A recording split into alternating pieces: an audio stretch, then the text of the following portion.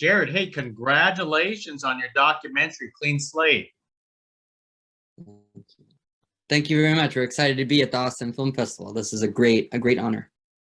That is terrific. I'm curious. How did you? Why did you want to have this showcase at the Austin Film Festival? Because after watching this documentary, I figure you should have this at the Atlanta Film Festival.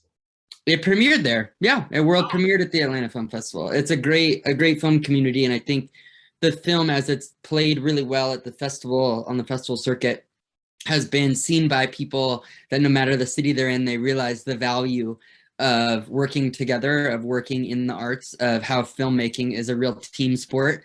And you always need people who are willing to make things with you. So yeah, it played really well. It was really fun to show the film to the subjects and their families and the community that made it to open it up earlier this year.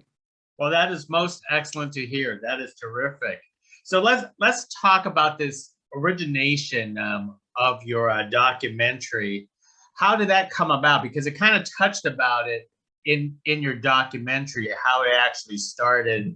But I want to hear it from you, going back to that film festival where you met the two filmmakers. Yeah, I was there with a feature doc that I directed before this, and I was speaking on a panel. And at the end of speaking on a documentary panel, two guys came up to me and introduced themselves and said they had an idea for a movie. And I just said, oh, that's very sweet, but, we're booked for 3 or 4 years out, no thank you. And then Cassidy, ends up being one of the main characters of our film, invited me to coffee. So we went to coffee and sat for 2.5 hours, and I heard his whole life story, and I was just in. I think he's really lived a life that I think is an incredible story. And then I said I'd go visit. So I went out to visit the recovery center that they worked at. And I thought I was going to go for 1 hour. And it was 6.5 hours later.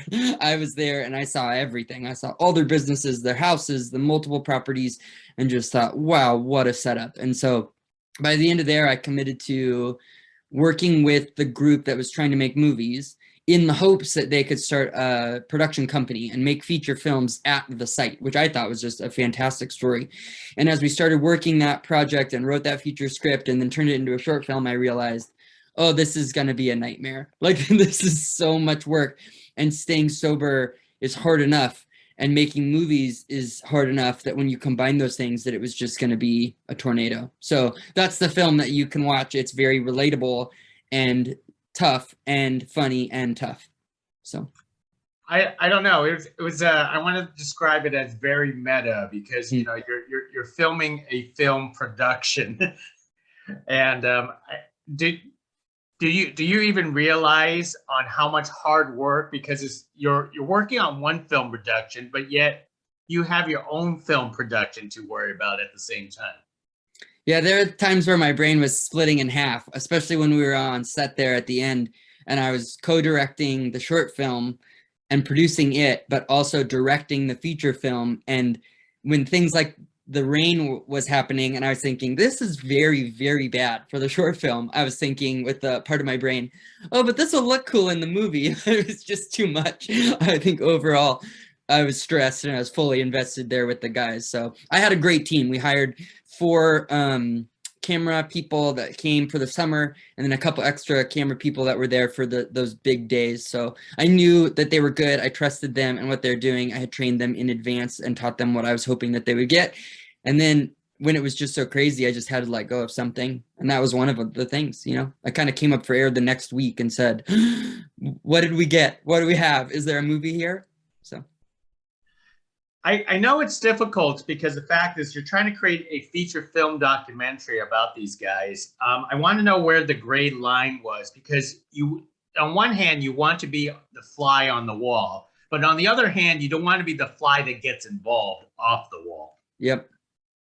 I think with the way that this film started, we were never under the illusion that we would be completely absent, just because of how it came to be. Like, that we were a part of the thing existing before the documentary existed.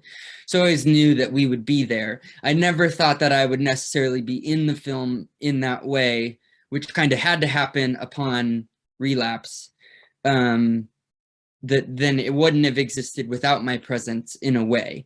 So in that sense, the documentary existing and being there kind of is why the short film got to exist at all. Because I mean, otherwise, if it had just been that, would we have given up? You know, or maybe we were too embarrassed to give up while we were being filmed. I think that would have made the documentary a much better movie, but I don't think it's who the guys are. I think that part of the grit that comes through a life of seeking sobriety by these guys at this season of their life anyway was just this huge resilience and never give up spirit. And I think that that also relates to people who aren't sober who are in film. And so I think there's a huge crossover here with people that are trying to be healthy mentally, physically, substance abuse wise, and then also make things and use the deepest pains in our lives to make good, vulnerable art. So I think that really comes through in what they make and how they made it. So tell us about these two guys, Josh and Cassidy. What were they like, you know, because we see it when the cameras are on, but what were they like when the cameras are off? I think that maybe is one of the things to be most proud about the film is how accurate it is to who they are, to who you know them to be by watching the movie. I think that comes through filming a lot, from editing a lot. There were times where we realized, like Josh, for example, one of the main characters, he's a filmmaker, so he knows, and he's smart. So when he's on camera, there were times when he would just go into this like announcer voice and be very proper and explain things and go into voiceover almost in his regular life. And as we were editing, it just felt like not real, you know? So we just got to a point where I said, let's cut all of that out. Let's cut every moment out. I don't care if it's the best information or really helpful, let's cut it out. And then what we were left with was maybe 10% of the footage we had with Josh, but it was all awesome. It was all genuine and real and invited you into his struggle. And he looks at the camera one time, it's in the trailer, and says, if I had something in front of me right now, I would do it. And I've never heard someone who's on the road to recovery admit that to me, let alone being filmed in a Costco, you know? So I think the best answer to you is that's who they are. You know, they are smart, funny friends who are committed and loyal to each other. They're passionate about making things, and they struggle. There's this mental voice that's loud that will always say, yeah, but you're not worth it. Or yeah, but you've fallen. Or yeah, but you've stolen. And I think that is evidence that's true. I mean, those are facts. You've gone to court for these things, like, and it can keep you from ever doing anything. And I think that's why a movie like this that's kind of anti-inspirational becomes inspirational, because if they can do it, you can too. And that's the invitation by them, is like, yeah, we can make things, and you should be encouraged by the end of it, beat up a little bit and encouraged, you know? Now for yourself, Jared, was it also a struggle for you personally to watch these guys, because you worked with them, you kind of like live with them, and you watched them. I mean, for one thing, you want them to succeed, but you could see them struggling and at the same time. Did you ever think to either, like, you know, basically you say, okay, let's put a stop, I'm going to help you, or did you ever, or you think that maybe they're going to you know, go downhill or uphill, back and forth? That's a great question. I think that I realized early that when Cassidy started struggling, that we were never going to make a film where we're following a character that's doing drugs on camera. So as soon as we decided that, which I like the way that the movie ended up turning out, because it humanizes the human, it humanizes the person on the journey, rather than trying to make a moment, you know, where it's some undercover doc or something. So as soon as you agree to that, and it's about the humanity, then I wasn't making the movie to try and find a subject that dies on camera, or that it struggles openly in a way that they're so low that they're beyond help or something, you know. Like we started out following guys that are already, by admission, trying to get sober and trying to do better and trying to make amends with the people in their past and trying to expunge records based on their service. So we were already committing to the effort of doing it differently or better. And I think once that's the agreement of what we're doing, then after your question about like how bad it got, there was never a moment where we were like, well, let's let him really suffer to get the footage. It was always like, let's try our best. And I think that that's maybe the most relatable thing, is if we're all trying our best all the time and the subjects are trying all the time, then there's never a moment where their integrity or motivation is in question, you know, and nor us as filmmakers. There's never a moment where you ever think, how come you're filming right now? Like, why aren't you calling for help or something, you know? And I think that ends up inviting the audience most fully into the film, at least this film, the way that we decided to make this film. Now, you mainly follow two individuals. I know there was a third, but their production was almost entirely people who were on the program. Could you talk about surrounding yourselves with the rest of the people and how comfortable that was? It was great. I mean, one of the things that the movie sets the tone, but it doesn't even go deep enough to show you how funny the guys are at this recovery center. They've lived really, really terrible scenarios and they've survived. And so they tell stories where they just flip back and forth between sentences like, well, that's when I was dead for 10 minutes. And then they'll tell a really funny joke. And you're like, wait, go back up. What did you just say about being dead?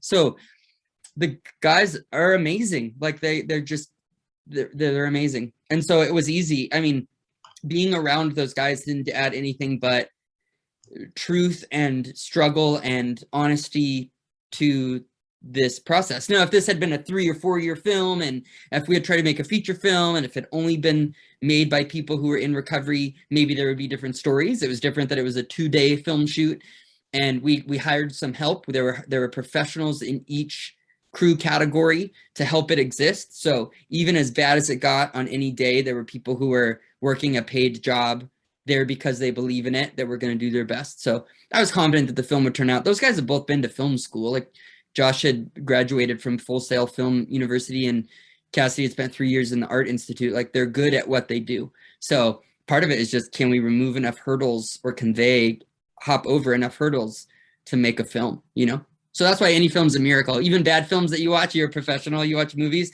even bad films are good films, kind of, because every film is a miracle just to get finished. That is true. What was it? So what it sounded like was everybody was very eager to participate in your documentary. Was it difficult with anyone to even try to convince them a little iota? No, I think there were a couple people that passed on being included. And therefore, I think it was an either I've got no qualms and I'm all in and let me talk your ear off. And I think most of those people could have been full films themselves, right? I mean, the guys who are showing their teeth and lack of teeth to the camera in the movie, it's 20 seconds, but you could do a full hour about each one of those guys. So in that, there's just this immense amount of moving storytelling to do. But I think there were a couple of people who just said, I'd prefer not. And we were around, we were very kind. It was like, okay, stand behind us. Like we would just never point the camera at them. But at the time of making it, when we got permission to come, the recovery center was on board and in the end signed a waiver that allowed for all of the filming that we did. So they trusted us to be there. The guys who were the subjects trusted us, and we were in the trenches with them to make the movie. And I think the film shows that. Like there's this very natural, you feel like a fly on the wall in a way as a audience member to be able to experience this world that you probably never get invited into in regular life. So that is great. Now, obviously these type of stories never really have an ending. Your documentary have to have an ending. Yeah. Talk about establishing that happy ending, but yet there are still more stories and possibly a tragic one afterwards. Yeah, that's interesting to me that you would phrase it as a happy ending. We did a lot of test screening of this movie because we showed it to some recovery groups, and we just had to say, like, you're in recovery. How true is this to recovery? And what we found to be an effective question was to ask the room to decide the answer in their heads and then raise their hands. And I would say, does the movie end happy or positive? Raise your hand. And half the room. And I'd say, does the movie end discouraging or unhappy? And it was half the room. And I realized that when we talked to people in recovery, that was the most true way to represent a life in recovery, is that it's never 100% one way or the other, that there's always a glimmer of hope, or there's always a dark cloud waiting for you. And so I think at the end of the movie, I'm glad that they could do what they did. And I hope that there is a glimmer of hope that you can do what you do, But if you follow up on the website, the cleanslatefilm.com, there's updates about all of them, and it's up, down, up, down, up, down, down for some. So the two guys are doing great. I'm very proud of them. They're so great. They both live in Georgia. Still, Josh is married to his girlfriend, and they have a house and dogs and a job, and he's great. And then Cassidy lives back near family in Georgia. He moved out to California for a year and lived out here and was on his own for a while, and it was great. He got connected to groups out here, and then COVID hit, and it was weird.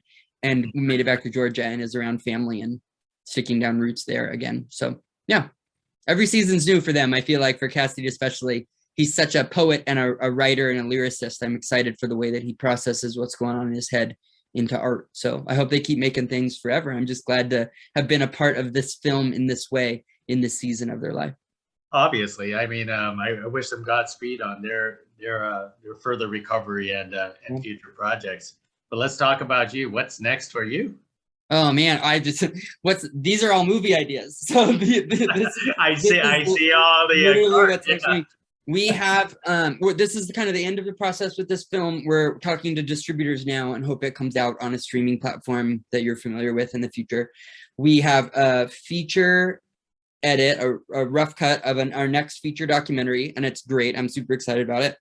And then we're brainstorming. We're going to do some narrative films. We're going to do some films with actors, and we're down to a top 3 that we're pursuing now. And hopefully in the spring here, we live in the San Francisco Bay Area in California. Hopefully we'll be making a film or 2 early next year. So yeah, we're never giving up. We're not going away. We're going to keep making movies for another couple decades. And we hope that you are encouraged and challenged and amused by the things that we make. I was amused with the fact that I thought you're from Atlanta and you're wearing a San Francisco Giants hat. Yeah, I do in the movie. I'm just they got eliminated and Atlanta's still there. I know. I'm just from here, and I was there, and I have my Atlanta hat still. I could wear it. They're playing right now, I think. So yeah, go Braves too. But it's just fun. I love being a hometowner, but I've been a Giants fan for 30 plus years. So. I know baseball is really exciting this year. I mean, my team got eliminated too. So yeah, that's life. I realize that happens to all of us. Everybody but one team. It ends and you're heartbroken. And the years that we've won, I go, we won. When does next year start? It's just yeah, you're right. Playing the game is more fun sometimes. Yeah, you're absolutely right. But Jared, let me leave with one more thought. When audiences like people at the Austin Film Festival will have a chance to watch your documentary, what's the one most important take that you hope they walk away with? The most important takeaway, I hope, would be grace or empathy. That in watching the film, if it's grace for yourself and you're on the road, you can be kind to yourself. And if it's grace for someone in your life that that has struggled or has burned some bridges with you, I hope it opens you up to see what a life of mental health struggles and addiction can cause, and the hardship that they also go through, even though that they've been hard to you. And I hope that it provides people some forgiveness and some path towards healing. I think that someone's going to see the film that needs recovery and should be, and I hope they go get help because of it. And the guys especially were excited to be a part of a documentary, not because they wanted to air their dirty laundry, but because they wanted people to see that if they can do it, then you can too. So I hope the film brings some grace, brings some empathy to the subject, to mental health and to recovery, people on the road to recovery. And then I hope that you can treat your neighbor just a little bit kinder, like, and that's yourself or your actual neighbor. This is a long, tough road. And I didn't realize it till now. I've journeyed it in this way for 5 years on this film, and it is a long, tough road. So all the grace to you if you are going through this and you're watching this. Please watch the movie. And then for us, for the guys, they just want it to spread. So when time comes, love it or hate it, write something about it on Instagram or Facebook, or tell a friend, tell someone who in your life would find this meaningful, because that's the way it spreads now. We're not rich. I got told by one distributor, I like your film, but you're not famous and they're not famous, so we're not going to release it.